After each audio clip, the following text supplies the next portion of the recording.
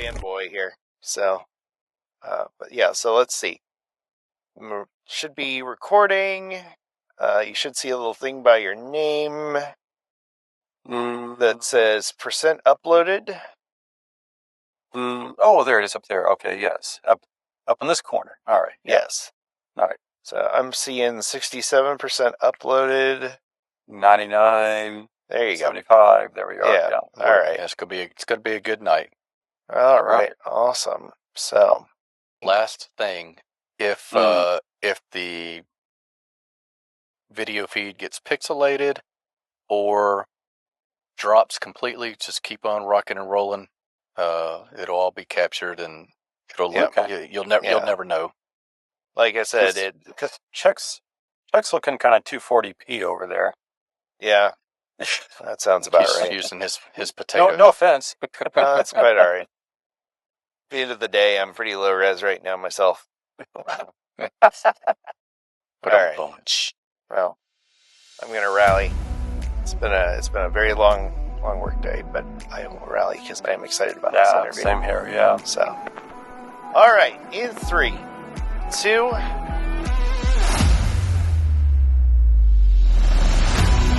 You're watching Diecast Breakdown with Chuck Ellis, David Johns, and Mark McHotwheel. So sit back, strap in, and hang on. The breakdown starts now. Hey there, folks. Chuck here, and welcome to Diecast Breakdown. I am so glad you're here today, and I am especially glad because we are going to be talking to Chris Nicholson of the Lane Motor Museum. And in case you haven't heard about the Lane Motor Museum, well, you're about to, so congratulations. But for those who do know, it's an amazing collection of vehicles with a very interesting diecast connection. But before I get to that, I want to make sure we thank our executive producer level patrons and all the patrons that make the show go. A special shout out to Mr. Twice Diecast. Thank you, David. Dotson Man Diecast, aka Driven Dreams Org. Dane Self, our honorary executive producer level patron. Our Thunder from Down Under. Christian Stanland over at 1st and 64th Customs. And Adam Kleinen at Video Geek Productions. Thank you all so much for the support you give this show. And if you want to join their ranks, you can visit diecastbreakdown.com or click the little join button down below. Don't forget to subscribe while you're down there. All right, now that we got that out of the way, I'm going to welcome my co-host, Mr. David Johns. David, how you doing today? I am doing good, Chuck. It's going to be a fun one tonight. I agree. And this is one that you've been talking about for a while, and I am really excited to get to know our guest a little bit better and the story behind this incredibly unique museum. So please welcome with me, Chris Nicholson of Lane Motor Museum. How you doing, Chris? I'm doing great. Thanks for having me on. Oh, I am very excited to have you here. So for those who don't know, tell us a bit about your little building down there in Nashville, Tennessee. I hear they got great bread in there. Well, we still have great bread crumbs showing up once in a while. I'll say that. But yes, the Lane Motor Museum, which was opened in 2003, it used to be the Sunbeam Bakery. That's how it started out in 1951 when the building was first built. And there was a bakery here until 1996 when they started using it for storage and distribution. And then we bought the building in 2002 and spent a year converting it into a really strange car museum. Well, it's got quite the unique amalgam of vehicles. It's a flock. I don't know what's a proper word to describe this amazing group of vehicles, because they are some of the most incredible, unique, strange, bizarre, unearthly even vehicles that I've ever seen. So how does a collection like this start, Chris? Well, it starts with an eccentric collector who started in, the 1990s, I think was when he really started collecting in earnest. But he had been a car guy his entire life. His grandfather had a Ford dealership back in Michigan. His father and another gentleman invented a bonding process for rubber and metal and started out selling parts to the big three. And now they have factories all over the world selling parts to manufacturers all over the world. And then Jeff himself is a mechanical engineer. And that's actually how he ended up in Nashville. He's originally from Romeo, Michigan. And when he was 12 years old, he asked his father for his own MG for Christmas. because his father had an MGTF that Jeff had helped him fix up and restore.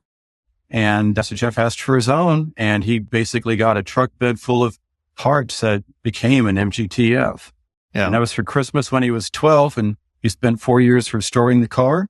He took his driver's test in it and still has it to this day. It's on the museum floor.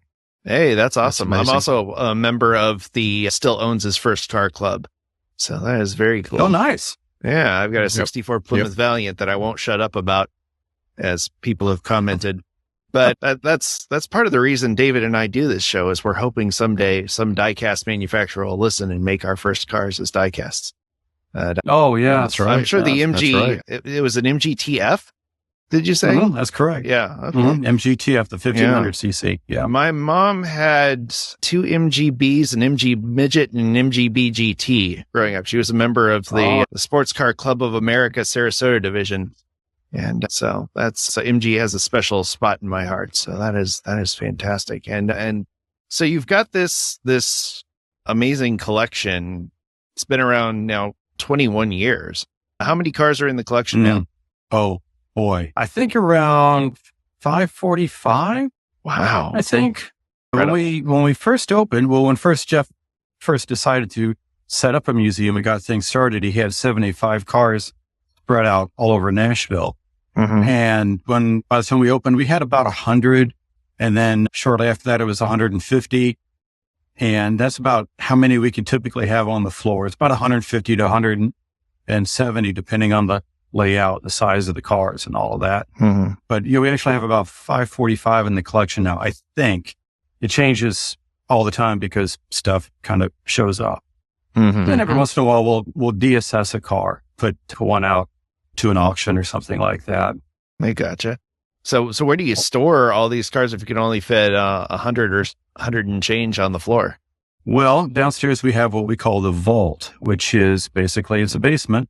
It's the same footprint as the exhibit area, so it's the same shape, but we actually have cars down there, door handle to door handle, bumper to bumper, and stacked. Mm-hmm. So we do and have like another 350 cars and motorcycles down there.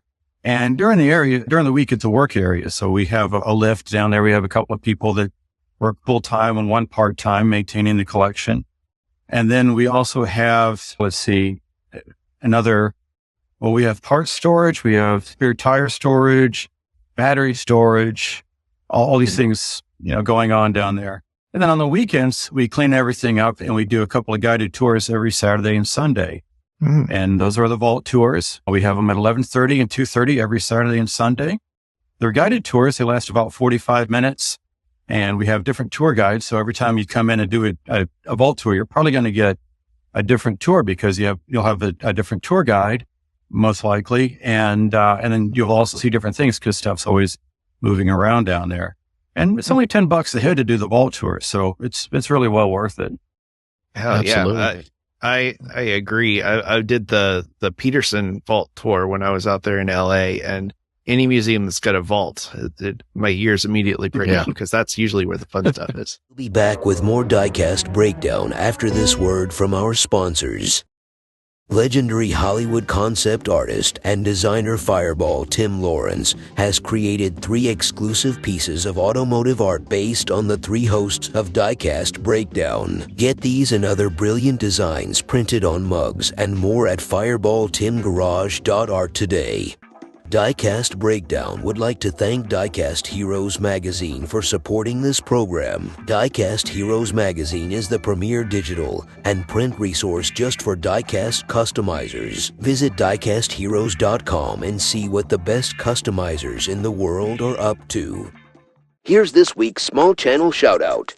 The Diecast Dad. If you have a favorite Diecast channel with less than 700 subscribers and you'd like to see them highlighted on a future episode, email us at diecastbreakdown@gmail.com. And now back to Diecast Breakdown. Chris, one thing, there's lots of automobile museums in America. We love our cars. That's obvious. But the Lane Motor Museum has some of the most unique cars that you will see here in the States, to be frank. Tell us a little bit about what sets the catalog of cars apart from other museums and maybe some brands that you might see, or some of the one-offs that you might see in the Lane Motor Museum that you are probably not going to find at most museums here in the States.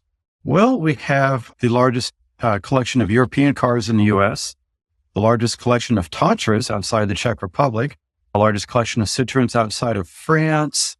Basically, we have the largest collection of cars that were never sold or marketed in the U.S. So we have a lot of very interesting cars that if you haven't had a chance to travel the world, that you'll get to come here and see without having to get a passport or shots or deal with jet lag and all that sort of thing. And of course, we have signs by all the cars, so you get to read about the history of them. As far as super unique cars, we do have quite a few cars in the collection that are either the last one of their kind in existence or the only one ever built. And some stuff that we typically have on the floor, we have the Gyro X, which is one of my favorites.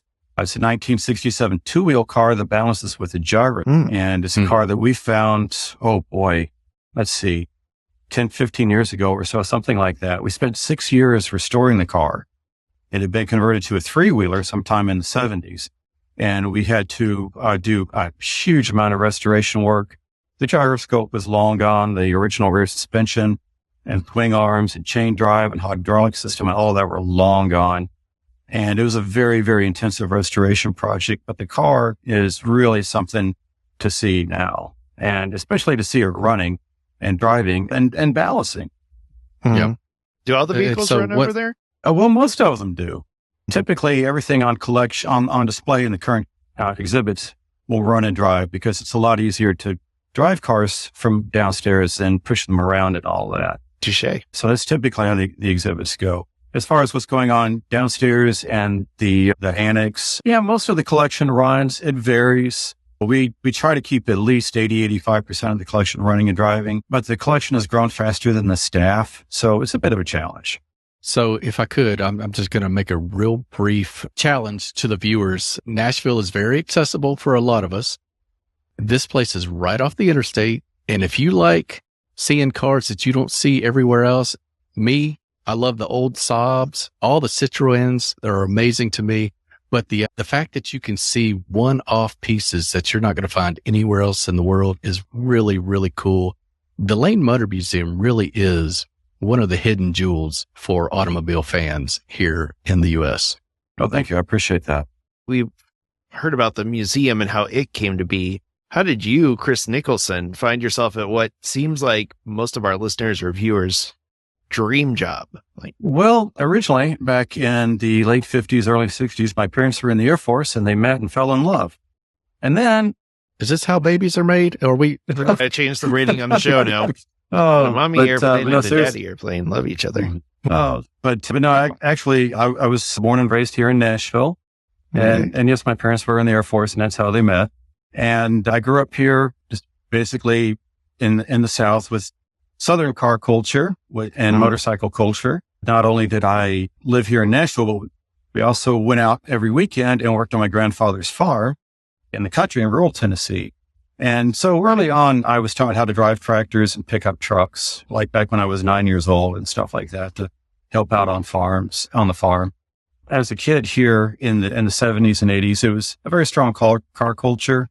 When you went to school, went to high school, everybody had cool cars, muscle cars. Every once in a while, somebody had something exotic like a Jaguar, but lots and lots of Volkswagen Beetles and Mustangs and Camaros. And of course, we all went drag racing, sometimes at an actual drag strip. We'd race each other on the streets. And of course, we would do that even before we had licenses on our bicycles. We'd get out and race each other on our bicycles and hit the trails and race on the streets and jump each other. And so it was all about wheels, all about motion and travel. So then how does the museum come in?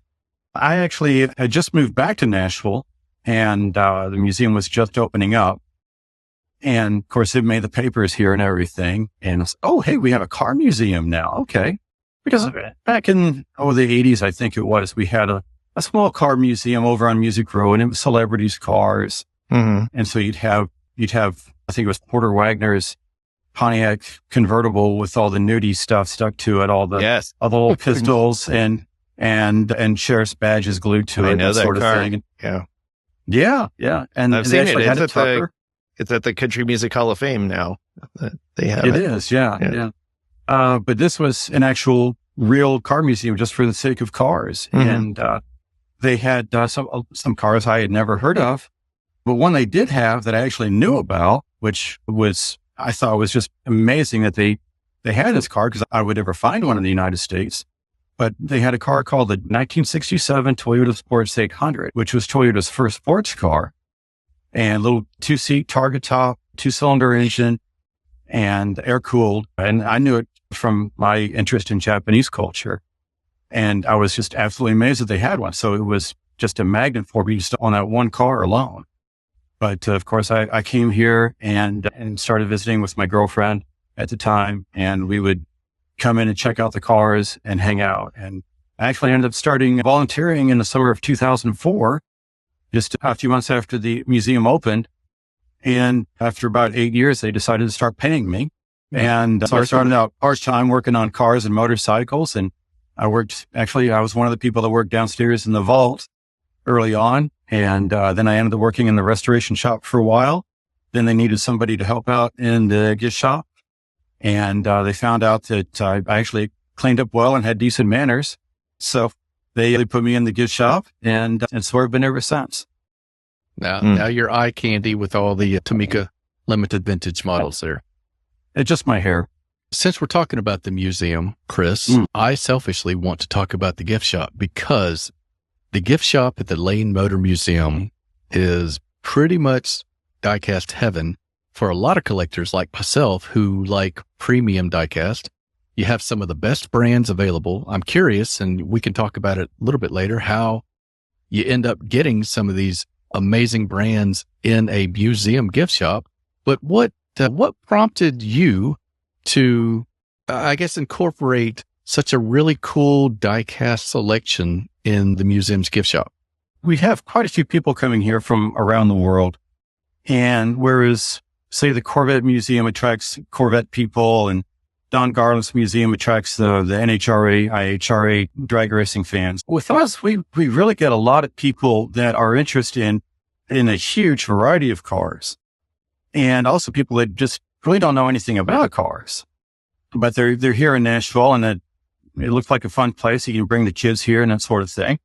And so I just have a really diverse clientele basically to serve. And so that combined with the eclectic collection of the museum, I try to find things that we actually have in the museum, like I'll say Zlindov Janus, or just stuff that people are going to relate to, such as maybe they had a 5-door Volkswagen Golf, first gen Golf, when they were in high school, like I did.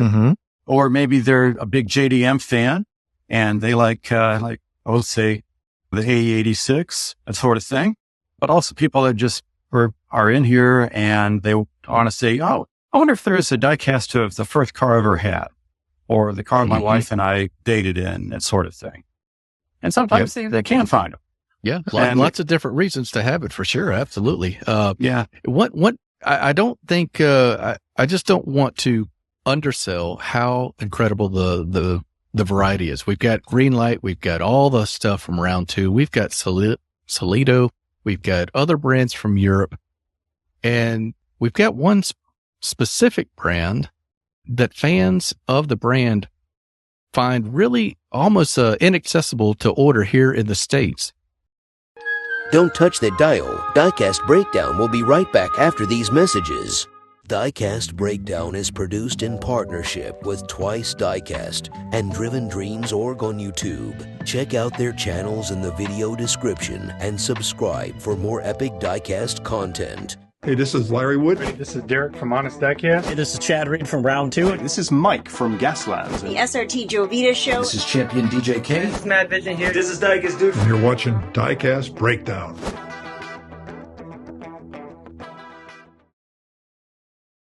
And now, the thrilling conclusion of this week's episode of Diecast Breakdown. I'm not sure many people know that in Nashville, Tennessee, is the only licensed retailer of Tomica limited vintage premium diecast models in the country. Chris, can you talk about how that arrangement ever came to be and how in the world a museum in Nashville, Tennessee is one of your best sources for Tamica limited vintage for collectors. Well, I'd already had an interest in Tamica. I was already collecting them during my vacations to Japan. And other friends knew this, other diecast collecting friends knew this. And one of them just so happened to have a connection at Tomitech, and a gentleman who's a writer for Hemmings. And he actually put me in touch with his contact, and we just started talking about the possibilities of it. And at the time, there really wasn't, and there was some interest from retailers to carry Tomica, the limited vintage, and Neo, but it wasn't really physically possible, financially possible for a lot of retailers because the exchange rate was upside down and the profit margins just weren't there, sort of thing. And the museum, were a nonprofit, so I wasn't really worried about the profit margins. I just wanted to get them in here and get them in people's hands and bring people in to see them and get collectors excited. It's amazing. And are you constantly refreshing the inventory? Like, how does that happen? Is this?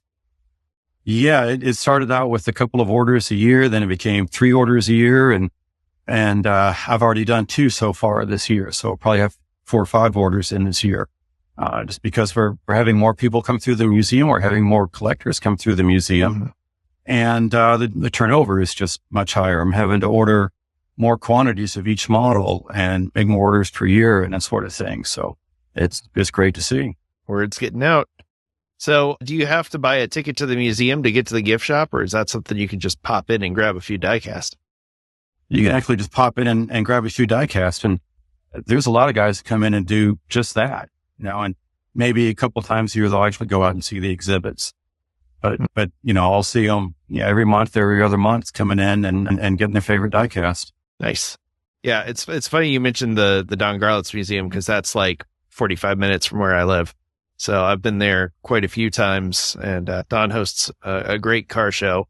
Well, he actually hosts a bunch of car shows out there because he's got a pretty big horse field out behind the museum. And so it's always kind of fun to see him. He's out there on his bicycle, tooling around, talking to people. He autographed my visor, my Valiant. It was when it was at his show. Oh, nice. That was pretty cool. So nice. Yeah, his place is on my bucket list. As you might imagine, working at a car museum every day, when I do go on vacation, I don't often go to car museums, but it's like going to work. That's on my bucket list. It's cool. It's really cool. I mean, it's a shame he no longer has the little red wagon wheel stander. That used to be the first thing you'd see when you'd walk into the museum, was it up on 2 wheels facing the front door. And I guess he and Maverick, that guy, they had a falling out or something with him and his estate, and they took the wagon back. But there's still a ton of really cool stuff there. There's, all his old experimental dragsters are incredible. He's got like one that he tried running on compressed air. He's got all kinds of really wacky stuff. The guy was just such a incredible engineer when it came to, he shaped what modern Top Fuel dragsters look like today. He invented the engine behind the driver setup. Like that was, because he frankly blew half his foot off with the engine in the front. Yeah, exactly. Sometimes the necessity is a mother of invention. Sometimes it's pain. Exactly. Yeah. So, but the Garlitz, just absolutely brilliant. Not just the engineering, but just the ideas, coming up with the ideas and looking at problems and finding solutions. And total genius. Sure. So the trick to going to that museum is try to do it when there's a car show going, because what he'll do is he opens up his shop. He still has a shop and he still works on vehicles, and he'll open up his garage and he has a little sign that says Don's Garage Sale. You can go in there and just buy junk from his house. And if you buy anything from the garage sale, he'll sign whatever you want to sign and chat with you, and you can see what he's working on. And so you can see that's dangerous to my credit rating. Yeah. Oh yeah. It's really fun. And you can actually buy car parts. There are a few parts on my car that I bought from Don. It's pretty cool. Oh man. So it's wild. But so Chris, with that much range of vehicles. Like, do you have a favorite? Like, are there any vehicles that you just like still get a kick out of when you see them in the museum? Oh, sure. Yeah. We still have the Sports 800, the Yodahachi, as it's called in Japan. We actually have it on display currently with our video game exhibit. We have an entire exhibit on video game cars. Oh, cool. And so it's sitting next to the Honda Beat right now. And let's see, there's also the car that I bought in Japan, which is a 2014 Honda N1. And that's a car I bought new over there. Had to place an order for it because there was a waiting list, but spec'd it out myself and everything. There was one thing that Jeff insisted on. He likes his Hondas to be red, so I had to order it in red. Personally, I would have gotten the yellow one because I like yellow. But yeah, it was, it's a really nice example, very well equipped, turbo sport suspension, premium package, LED interior lighting. I mean, I just went down the checklist and was going, oh yes, that, yep, that, and so it's a fully loaded N1 with some actually rare bits on it, a couple of rare Mugen bits and whatnot. But that's been part of the museum collection ever since they imported it about a year and a half after I bought it and whatnot. And that, in fact, it was recently on display in a Keijidosha exhibit. Oh, cool. So I'm curious about this video game display that you're talking about. What video game cars? I mean, I can think of like Outrun or Spy Chaser, but what are we talking about when you talk about video game cars? Well, it's a lot of Gran Turismo and Forza cars. We have, let's see what's currently on display. We have an MG Metro 6R4 Group B rally car. It's right next to a Mitsubishi Evo 6 Tommy Mackinnon edition. And then we've got a Peugeot 205, a PLP 50, believe it or not. And then, of course, we got the Sports 800 and the Beat that I talked about. Then we have a Nissan LMP car, and it's the front wheel drive. I think they called it the GTR-LM. I can't remember the name of it, but it's their front wheel drive Le Mans attempt hybrid. Let's see, some hot Renaults like the Macan R26, the Renault Clio V6 Phase 1, so the Widowmaker, an R5 T2, Renault 5 Turbo 2. Let's see, there's a Citroen BXR4TC, if I got the letters right this time. A lot of letters. See what? Lancia Del Centro. We've got the new Renault Alpine, and let's see, an 86 Renault Alpine Turbo.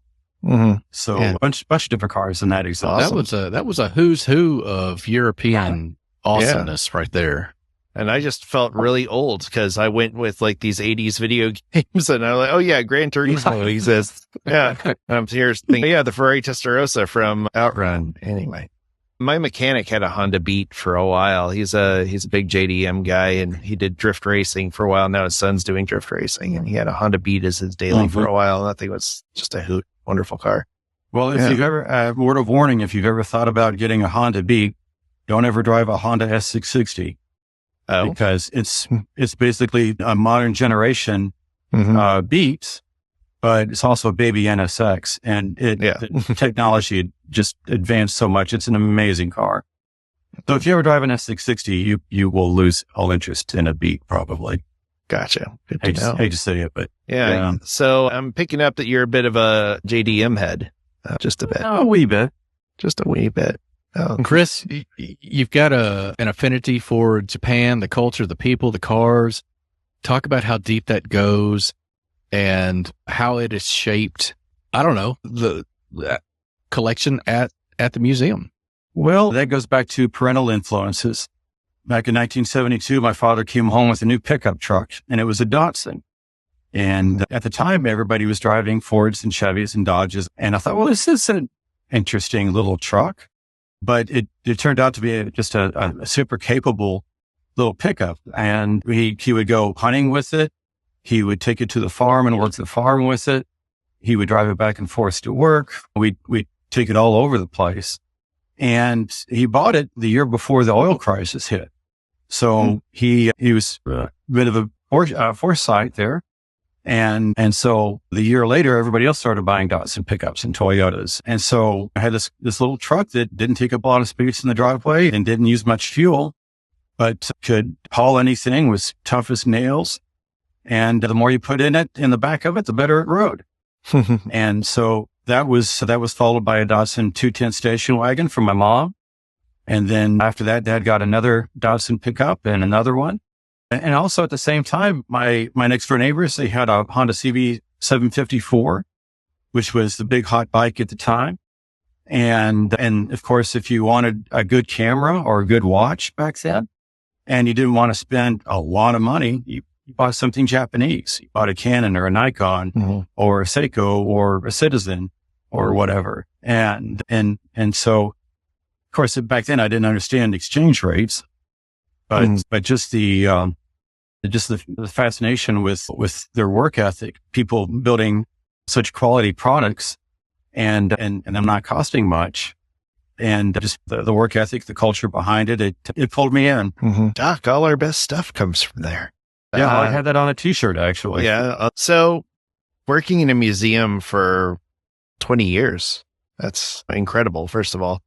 But being there that long, I'm sure there's been some wild stuff that you've witnessed. What do you see as a museum officer, curator, docent, whatever the official title is that you have? Like, what are some of the wildest things that you've seen working in an auto museum? Well, of course, we get a lot of people from around the world. So I've heard probably every language, every accent, every dialect that you can imagine. It's kind of like working at the United Nations, but with a cooler background. Yeah. And we get, of course, this being Nashville, there's a lot of people who are famous around the world and call the city home. And they come here and bring their kids here too, just like everybody else. So I've gotten to meet a lot of famous people. Of course, I grew up here, so I'm used to that. It's always viewed to that as, well, everybody's got to have a job, and some people's job makes them more famous than others. But you don't have to spill any tea here, Chris, but are any of the celebrities secret Diecast fans or collectors? Yeah. Their kids are, especially. Yeah. Good to know. That's awesome. But as far as like crazy things, I mean, we've got cars that are driven by propellers. We've got a car that balances itself. We've got cars that are amphibious. We've just got so many unusual vehicles here that it's hard to pick one, really. One of my favorite stories to tell, going back to the Gyro X, was during the restoration process. The guys, they hadn't done the body work yet. They didn't have the skin ready to go on. And so it was just a chassis, and they had the new gyroscope in it. The gentleman who built the gyroscope for us was over from Italy and getting the car set up and dialed in. And they were test driving it around the parking lot. And so the first time I saw it on two wheels, I was sitting right here in the gift shop, and I look out the front doors and I see Michael, the restorer, driving by, and Stefano is walking next to him with his laptop tethered to the car. And they pull up at the end of the sidewalk, and Michael stops and they talk to each other. Stefano punches some stuff into his laptop. They talk a little bit more, and they just drive off. And the whole time the thing's standing there on two wheels, not falling over. And my synapses were trying to connect to my brain going, what am I seeing? That's amazing. So yeah. And then of course, every day at 11 o'clock, we do a vehicle demonstration. And for the past several months, it's been the Helicron, which is a one-off propeller-driven car from France in 1932. And of course, that's always fun to see people's reaction to that. Yeah. It's funny hearing you say all this, because it reminds me very much of a museum near here called Fantasy of Flight. And it's owned by a gentleman named Kermit Weeks. And it's very similar to Jeff Lane's story. Basically, another very mechanically minded, eccentric gentleman who collected airplanes instead of cars and created this museum. And sadly, it was closed for a long time. Now it's open as a museum light, he calls it. It's open a couple of days a week, but in its heyday, I got to go, and it was incredible. He's still there. He's still restoring planes. He restored a B-29 bomber, made it fly again. Just amazing stuff that he's been working on. Because that was his thing, was that he wanted to make all of his airplanes able to fly. And so if you got there at the right time, he would pull out a P-51B Mustang and fire it up and do some low passes for you. And man, it is just one of the coolest sounds you'll ever hear and one of the coolest things you'll ever see. So that cool combination of being a museum and a restoration facility, that's got to be incredible. You got to have some really talented fabricators doing all kinds of crazy stuff. Because like you said, like I imagine you can't go over to AutoZone and pick up a gyroscope for your 2-wheel car. No, they always have those back stock for some reason, but never in. But no, we do have some very, very talented people here. And as you might imagine, the learning curve never stops because the cars often are so different from each other. And you get done with one project and you go to work on another project, and it's just a totally different idea because it's from a different person in a different place in the world in a different time. And so, yeah, like I said, I used to work on the cars myself, and yeah, the learning curve never stops. Okay, Chris, what I suspect is that the Diecast fans have loved hearing about these cars, but I know in my heart they would love seeing some of the examples of the amazing stuff. And again, I can't stress enough, guys, you're not going to find this in store anywhere else. And to get to see it and look at it and hold it is really something special. Chris, do you have any examples of some of the amazing diecasts that you have at the gift shop? Oh, I've got a few. So what we have lately that's come in and that have been very, very popular. We've had the 400R, R33 GTR Skylines. We have them in both silver and yellow. I actually prefer the yellow because I like yellow. That's a beauty. Thank you. Also have them in silver, which is a slightly different box. And it's got a bit of backstory behind one of the Japanese touring car drivers. It's all in Japanese, of course. But as you can see, it's got the car in there and everything. I actually ordered a case of these each, and I've already sold over half of them. So they're going very quick. And in the most recent shipment, sticking with the R33s, we've got the regular GTR and both Midnight Purple, which again has been very popular. And that comes in the regular box with the new design here. And then also have it in the larger box in silver. And of course, these come with a little prop card to put behind it that you put it in display case. And let's see here. We've also got, like I showed you, the 8086 little 11 there, notch back. And if you're doing a diorama where you have, let's say you have a bunch of these Skylines and 8086s and Supras and whatnot in your diorama at a big car meet, you'll probably need a Mazda Bongo police van to throw all your hooligans and your Bosozoku in. That's amazing. And it does have the sliding closing door that they've been doing on a bunch of their vans lately. So yeah, that's very cool. And going over to the outside of Japan, they've been doing some Italian cars recently. Beyond Pandas, Ferraris, and of course the Miuras. And this one is my favorite color so far, the gold.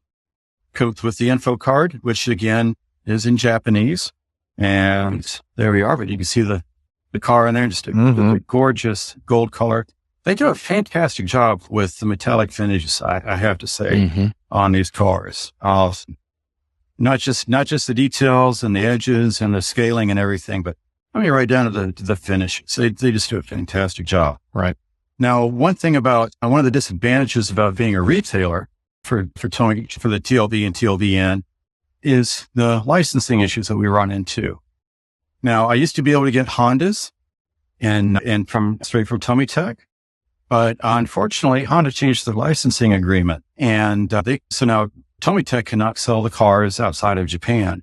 And so anything Honda, I can't get anymore, which is a shame because it happened just before they came out with the Honda City Turbos. And they had the Turbo 1 in black with black and red interior. And we have that exact car in the collection. Oh, man, that's a shame. Yeah, that was frustrating. But that's business. And Ferrari does the same thing. They won't let Tomitech sell them outside of Japan. The irony there is I was at the product planning meeting at the headquarters in Japan, and was one when we were talking about cars to do in the future. We were talking about how things were changing with the full-size cars, the collections, the restorations and stuff going on here in the U.S. And I mentioned that the 80s cars were becoming big. The people who were into the cars of the 50s and 40s, they're passing on and they're aging out. And the people that had the Countachs and the Testarossas on their walls, and when they were in high school, they've got money now, and so those cars are worth more, and they're getting restored. And I was talking about all this, and one of the guys said, "Hey, you think we should do Testarossas?" And I'm like, "Yeah, you should, absolutely."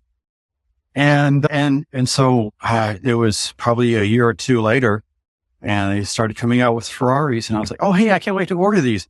And I was getting the emails. I'm like, wait a second, I don't see them on my list. And I would write to the guys, "Hey, how come I can't order Ferraris? And how come they're not on my list?" And they explained to me the licensing situation. So that's interesting. I didn't know that. So not all cars are available everywhere. It's not just Hot Wheels having a problem with Ferrari. Chris, if I understand it, then sometimes you were at the table at Tomy. Oh, you noticed that. I liked how you just kind of subtly put that in there, that he just happened to be at a decision-making meeting for Tomy Tech. And the reason I bring that up is because I think you have the burden, and you don't know it until you hear me say this, but you have the burden. Oh, no. Burden, and it's a heavy one. Oh, no. There was a car that was made in Spring Hill, Tennessee, that is horribly underrepresented in diecast.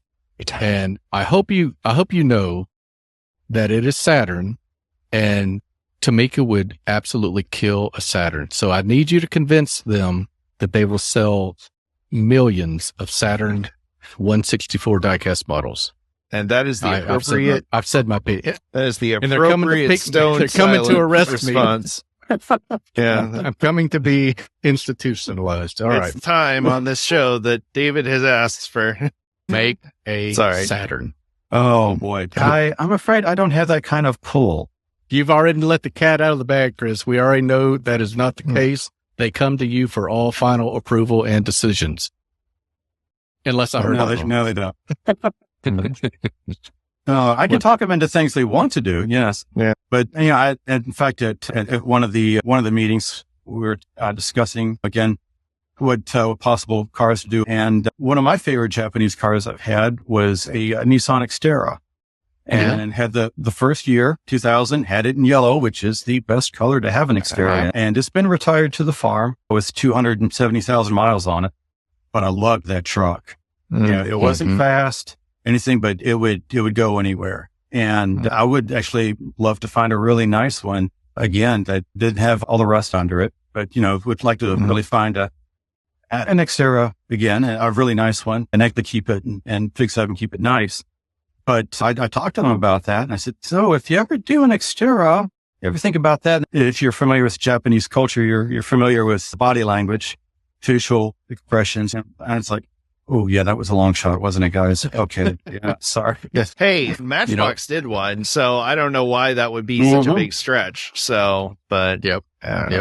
All kidding aside, guys, it's really cool to hear stories about you there at the HQ, man. Like that's really unique. How often do you get to do that? Kind of what? Well, typically once a year, of course. With everything getting shut down, I didn't get to go for a few years, and it's when Japan finally decided to reopen, I had already made plans to go to Scotland and Germany.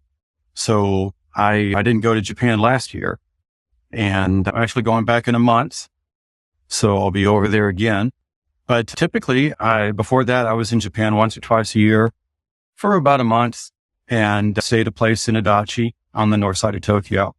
But yeah, it's just really, of course, going back this time, the first thing I'm going to do is go see my friends and hang out with them and eat some amazing food. But yeah, I was going to probably line up another meeting with Tomitech guys. That's going to be fun. I think this is you've got probably one of the coolest jobs of anyone that's ever been on this show, to be 100%. able to be there and hang out with all these amazing cars and meet cool people, visit Japan and see the Tomy people and talk to them. That's quite the ride you've got going there. And it's very exciting very much. to hear a little bit about that. And I mean, hey, how many people that have been on the show actually have their cars in a museum. Actually, there's been a few, now that I think about it. Fireball, for sure. Got the Batmobile and the Son of Mask car that he designed, and Herbie the Love Bug. And anyway, Fireball's a great guy. Oh, you know Fireball. Okay. Yeah. Has he ever been in the museum? He has not yet, no, but it's on his list. Okay. Well, yeah. All right. Yeah. You guys will have to have a Diecast Breakdown reunion when he gets there. He's been on the show now 4 times, I think. Yeah, 3 or 4 times. Yeah, Chris, 3 or 4 times. I need you to give me a heads up if he ever locks that down. Okay. We'd love to. Because I know David can run over there and we can do a group photo. So, yeah, I know he's drawn some of our cars through his coloring books. Yeah. Yeah. Well, that's not crazy, surprising. Man. He draws. He's doing this thing right now where he's drawing like a new car every day for the entire year. I get the emails. Yeah. Oh, yeah. Okay. Well, of course you do. Yeah. Everybody gets the emails. I'm sure that this happens all the time, that people are wanting to fill out a job application or figure out how they can get more involved in the museum. So what is it that the museum really needs right now, that if somebody was really passionate about this type of collection or this type of exhibit, how could they best help Blade Motor Museum? Well, what we could really use to help us out are people that come in on the weekends or even during the week and come in as volunteers and dust cars and talk to guests, answer questions, maybe take pictures of families in the 2CV that people can take selfies in. Just that sort of thing. Keep an eye on the crowds. Make sure their kids don't touch the cars, that sort of thing. And basically just come in and be more bodies and be volunteers and kind of ambassadors. Then it actually can lead to employment, as it did in my case. Yeah. 4 years later, wasn't it? 8 years later? 8 years later, right? Well, it was 8 years in my case, but most people typically don't have to wait that long. And part of the benefits you get, of course, you get to meet lots of people and talk to lots of people about cars and get to spend time up close with the cars. But you also get free vault tours if you, as a volunteer, caboose on a vault tour. And you basically bring up the rear and make sure everybody stays in the yellow lines and answer questions at the back. But you also get a free vault tour out of it as well. Do you need to have any particular experience to be a volunteer? No, not really. Just be sociable. And I think the minimum age is 16, or maybe it's 18. Rex Bennett actually handles that, so he'll know for sure, obviously. But yeah, I think if it's kids under 16 that want to come in and help out, well, if their parent comes in and volunteers with them, then I believe that's okay. And you brought up something very interesting that we didn't talk about earlier that I wanted to address. The museum is almost completely barrier free. So tell us why that is.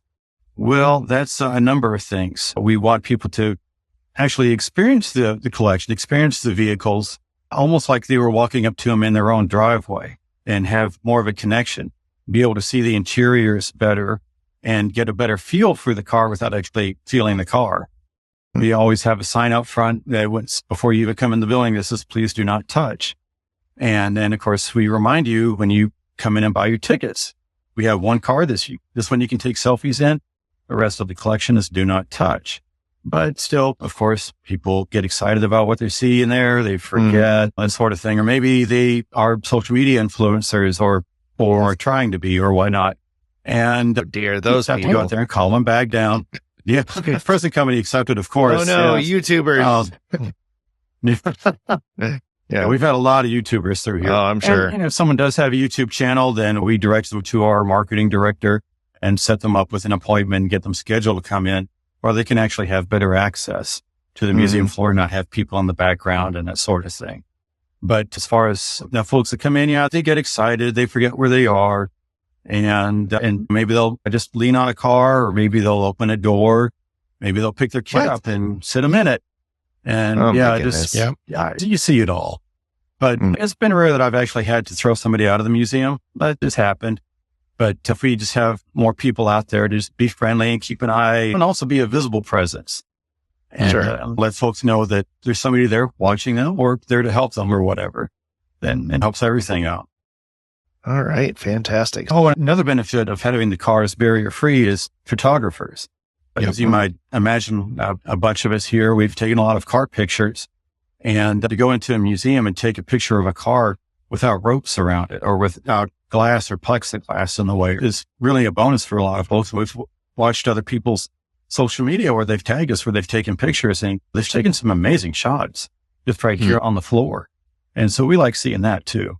So get your photos on over there at Lane Motor Museum. Well, again, Chris, thanks so much for being on the show. Thanks for having me. Anywhere people can find you, follow you, all that stuff. And by the way, I need to ask, is it possible to buy cars on the internet from your gift shop, or is it only in-person shopping? Oh, that is probably the question I get the most on Facebook. And I'm sorry, but no. The only thing we do sell online currently is our book about the museum called A Hobby Gone Wild.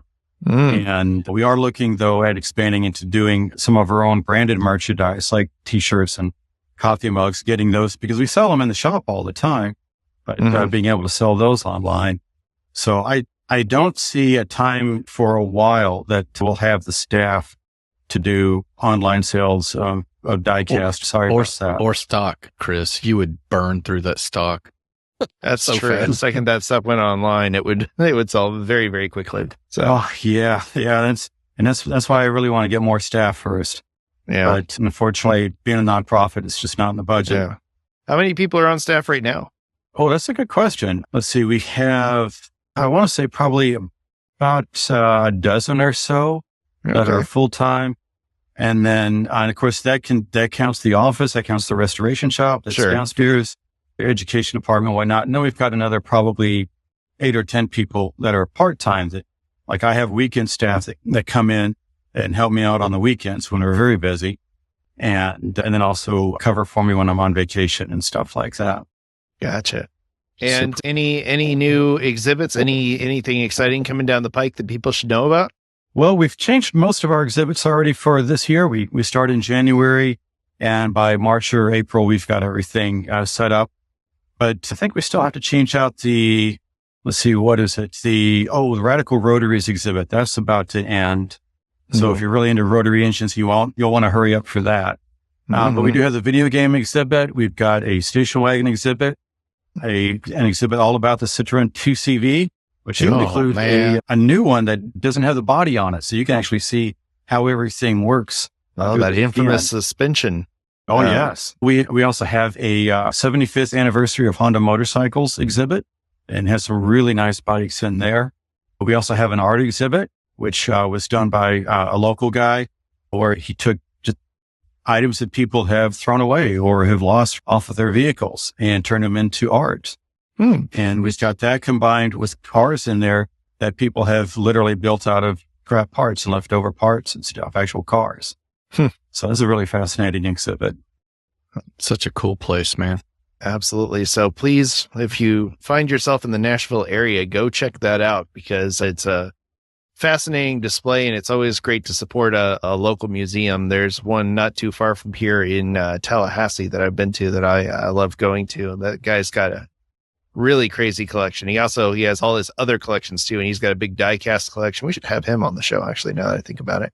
But he collects like all kinds of stuff. He's got like his golf club collection and his wife's stuffed animal collection. So there's stuffed animals in all his cars. It's just wild. I love mom and pop museums like that. They're so much fun. But again, thank you for being here, and thank you for having me. Where can people find the museum online? What are the best ways to follow it?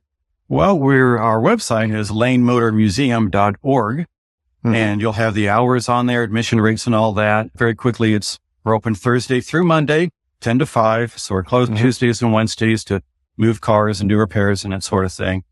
And then, of course, the vault tours are, again, on the weekends.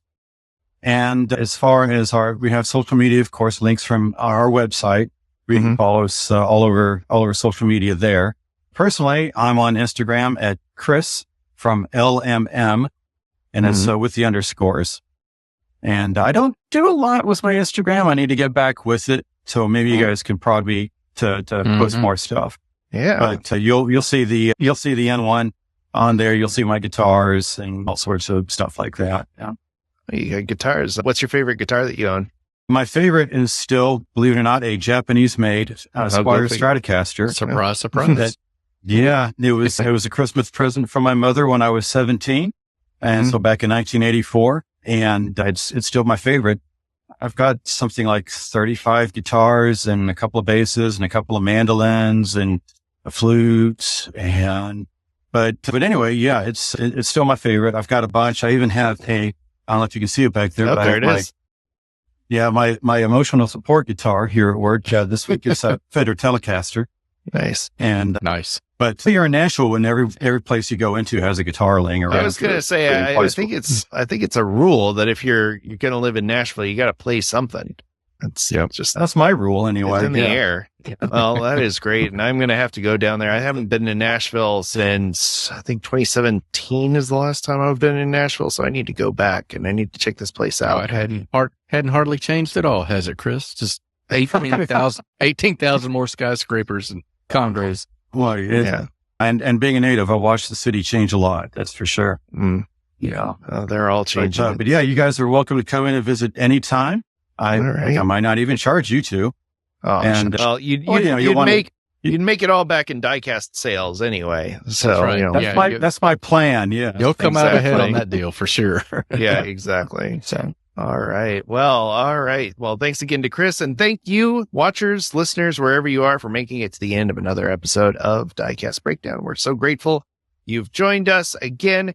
Be sure to check out drivendreams.org. That's the charity that our co-host Mark runs, that's raising 24,000 cars for kids in need. That's new packaged vehicles, although I heard that he might be accepting open vehicles now. So be sure to drop by the website and email him about that. But we're trying to get 24,000 smiles on 24,000 kids by giving 24,000 cars. That's kind of convenient how that math worked out. But while you're checking that out, be sure to hit the like, subscribe, ring the bell. And if you're feeling extra generous, you can hit the join button or visit us on Patreon. That's over at diecastbreakdown.com. Again, thanks to the patrons that make the show go. And thanks to you for liking, sharing, checking out all our other videos. We're not just a podcast. We got a lot of really cool stuff. David's been tearing it up with some really cool news and reviews that are worth checking out. And we just had a really cool episode with Pia of Mad Visions, where we talked about all the things that are exciting us in the world of diecast. That's definitely worth checking out. And as always, we want to thank you for coming along with us for the ride. So until next time, stay fresh, cheese bags. Thanks for listening to Diecast Breakdown. If you enjoyed today's show, please rate us 5 stars on Apple Podcasts and tell a friend to listen in. Find Diecast Breakdown on your favorite social media platforms or visit diecastmedianetwork.com to learn more about this and our other projects. Diecast Breakdown is a presentation of Flying Valiant and the Diecast Media Network.